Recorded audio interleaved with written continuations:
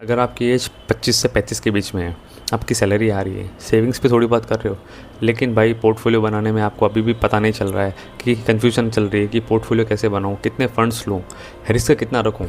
तो आज की इस वीडियो में आपको सिंपल एक practical mutual fund portfolio structure बताने वाला हूँ। अगर आपका हॉराइजन 7 से 10 साल के लिए है तो मैं आपको सैलरी एग्जाम्पल के साथ में बताऊँगा कि जिससे आपको एक क्लैरिटी भी बढ़ जाएगी।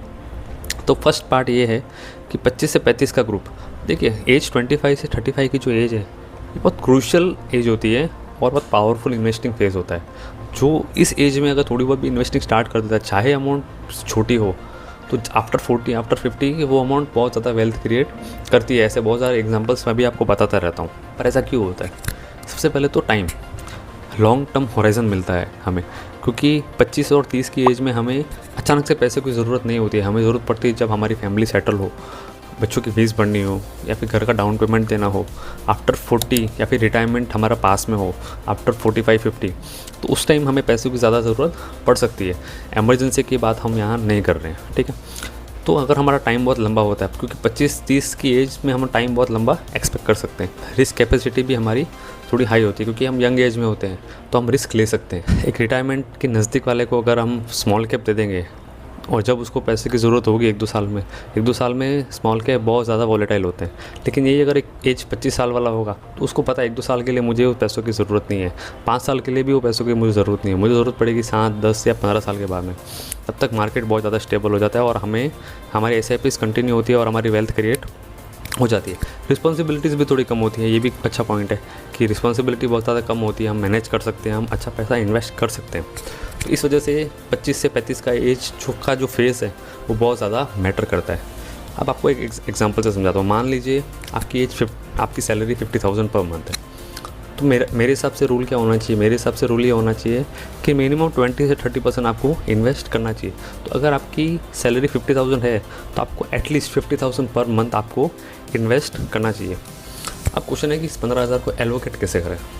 तो आइडियली पोर्टफोलियो अगर मैं बनाऊँ जिसमें बैलेंस और ग्रोथ भी हो अंदर, तो सबसे पहले एक स्ट्रॉन्ग कोर होना चाहिए, यानी कि फ्लेक्सी कैप।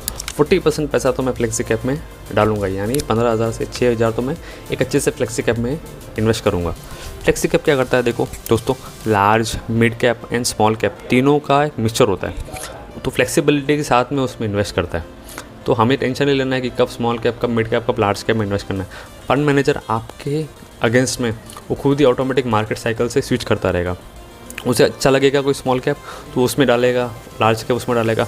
अपन को कोई फ़ोन करके नहीं बोलेगा भाई ये कंपनी अच्छी है इसमें ले ले, अपन को वो टेंशन नहीं लेना है। ओके, तो हमारा पोर्टफोलियो का फाउंडेशन तो स्ट्रॉन्ग हो गया। अब हम बात करेंगे एक इंटरेस्टिंग पॉइंट की, जो है मिड कैप। देखिए मिड कैप बहुत ज़्यादा इंटरेस्टिंग फंड होता है। क्यों? क्योंकि मिड कैप कंपनीज बहुत ज़्यादा फास्ट ग्रोइंग होती है और लार्ज कैप की जस्ट बात स्टार्ट होती है और स्मॉल कैप से काफ़ी अच्छी बड़ी होती है। रिटर्न पोटेंशियल बहुत ज़्यादा हाई होता है, इसमें वॉलेटिलिटी भी बहुत ज़्यादा हाई होती है, लेकिन रिटर्न पोटेंशियल भी बहुत ज़्यादा हाई होता है। थोड़ी स्मॉल कैप से कम रिस्की होती है। इसमें एलोकेशन 4,500 रुपये के आसपास हम करेंगे। तो फ्लेक्सी कैप में 6,000, इसमें 4,500, यानी 10,500 तक का हमने अभी तक आपको समझा दिया है। अगर मिड कैप में अगर आप रियल में, अगर मैं कहूँ 7 से 10 साल के लिए अगर आप सीरियसली इन्वेस्ट करते हो तो जो वेल्थ बूस्ट होती है, आप कोई भी अच्छे 5 मिड कैप फंड भी उठा के देख लीजिए, उसके 3 साल या 5 साल के रिटर्न देखिए। आप गूगल पे लिख के आप सर्च कीजिए 5 मिड कैप और 5 साल के रिटर्न, आप देखिए आपका माइंड एक्सप्लोड होगा। क्योंकि मिड कैप बहुत ज़्यादा हाई पोटेंशियल होते हैं, हाई वॉलेटाइल भी होते हैं, लेकिन पोटेंशियल बहुत ज़्यादा हाई, कई बार तो स्मॉल कैप को भी बीट कर देते हैं। और लास्ट है हमारा प्यारा दुलारा स्मॉल कैप। स्मॉल कैप में हम 3,000 इन्वेस्ट करेंगे, यानी 20%। अगर आप थोड़ा एग्रेसिव हो तो स्मॉल कैप को ऐड कीजिए। हाई रिस्क है बहुत ज़्यादा, हाई रिवॉर्ड भी है। लॉन्ग टर्म तो देखो बहुत पावरफुल रहता है, क्योंकि 7-10 साल या 12 साल अगर आपका नज़रिया है, क्योंकि कई बार स्मॉल कैप 4 साल 5 साल तक भी परफॉर्म नहीं करते।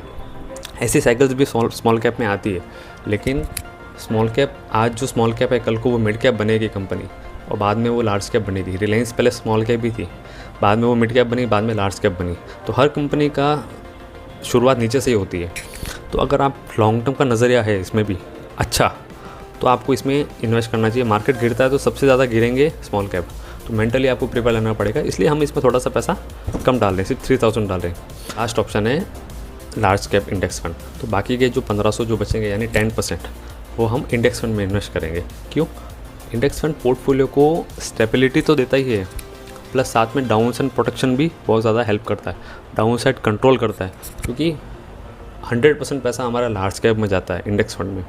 तो मेरे लिए बेस्ट ऑप्शन यही रहेगा, अगर खुद को अपने आप को अगर एक फ़ंड रिकमेंड करूं तो वह निफ्टी 50 इक्वल वेट इंडेक्स। जी हाँ, जिस तरह अगर आप प्लेन वेनिला निफ्टी 50 में इन्वेस्ट करते हो तो आपको काफ़ी पैसा रिलायंस, HDFC और ICICI ऐसी टॉप 5 कंपनीज़ में हमारा काफ़ी ज़्यादा पैसा अलोकेट हो जाता है। बाकी रेस्ट जो कंपनी होती है, मतलब 40-45 जो कंपनियाँ बाकी बचती है टॉप 50 में से, उसमें काफ़ी कम एलोकेट होता है। तो यहाँ पे Nifty equal weight index fund बहुत ज़्यादा स्मार्ट तरीके से इन्वेस्ट करता है। वो क्या करता है, 50 कंपनी है, आप 100 रुपये डालो तो हर कंपनी में 2% 2 रुपये हर कंपनी में इन्वेस्ट हो जाएंगे। तो हमें पूरी 50 कंपनी का इक्वल वेट एक्सपोजर मिल गया। मुझे नहीं पता लॉन्ग टर्म में कैसे करेगा, लेकिन मैं 7-8 साल से खुद डिस्क्लेमर है, खुद इस फंड में इन्वेस्ट करता हूँ निफ्टी 50 इक्वल वेट इंडेक्स में। परफॉर्मेंस बहुत अच्छा है और मैंने काफ़ी ऐसा डाटा देखा है जिसमें निफ्टी 50 को इक्वल वेट इंडेक्स 2-3% से के ज़्यादा से अल्फ़ा से बीट करता है। सो मेरे लिए वो अच्छा है, आपके लिए आपको, और अगर आप अपने एडवाइज़र से कंसल्ट करके आपको गो थ्रू कर सकते हो। अब देखिए आपको क्या नहीं करना है, ठीक है। सबसे पहले तो आपको हॉराइज़न अगर आपका लंबा है तो कभी भी आपको अपनी SIP स्टॉप नहीं करनी है। अगर मार्केट आपको गिरता हुआ दिखे, SIP आपको स्टॉप नहीं करनी है। कोई भी आपको नया फंड सजेस्ट करे तो आपको नया फंड नहीं लेना है। सेक्टर फंड में इन्वेस्ट नहीं करना है, थीमेटिक फंड में इन्वेस्ट नहीं करना है। आपको कोई भी ट्रेंडिंग फंड हो जो होम पेज पे बार बार आता हो, उस फंड में भी आपको इन्वेस्ट नहीं करना है। और हर गिरावट में हमको अपनी SIP बंद नहीं करनी है। शॉर्ट टर्म के रिटर्न को देखकर हमें डिसीजन नहीं लेना है कि अगर बहुत ज़्यादा फंड तो अच्छा परफॉर्म नहीं कर रहा है, 2 साल हो गए, तो उस फंड से निकलना नहीं है। जब वो फंड चलेगा तो 3 साल का रिटर्न 1 साल में दे देगा। जी हाँ, ऐसा भी होता है। सो कैलकुलेशन की अगर हम बात करें तो 15,000 हर महीने 20 साल के लिए अगर उसी आदमी ने इन्वेस्ट किया, यानी वो 25 की एज का है और 45 की एज तक उसने इन्वेस्ट किया एकदम शिद्दत से, तो 12% के एनुअल के रेट से 36 लाख उसने इन्वेस्ट किए और 1.5 करोड़ के आसपास उसका पोर्टफोलियो हो जाता है। देखिए इस तरीके से आपका डिसिप्लिन आपको वेल्थ क्रिएट करके देता है। सो लास्ट इंपॉर्टेंट पॉइंट, मैं एक MFI registered mutual fund distributor हूँ, लेकिन ये वीडियो सिर्फ एजुकेशन पर्पज़ के लिए मैंने बनाई है। हर इन्वेस्टर की रिस्क प्रोफाइल बहुत ज़्यादा अलग होती है। इन्वेस्ट करने से पहले अपनी फाइनेंशियल प्लानिंग और रिस्क एपेटाइट अपने म्यूचुअल फंड डिस्ट्रीब्यूटर को बताइए। और अगर आपको म्यूचुअल फंड में इन्वेस्ट करना है तो आप 500 रुपये से भी इन्वेस्ट कर सकते हो। नीचे गई मेरी डिस्क्रिप्शन में लिंक है, वहाँ आप गो थ्रू करके अपना नाम, मोबाइल नंबर डाल के आप सबमिट कीजिए और आप 500 रुपये से आप SIP स्टार्ट कर सकते हो।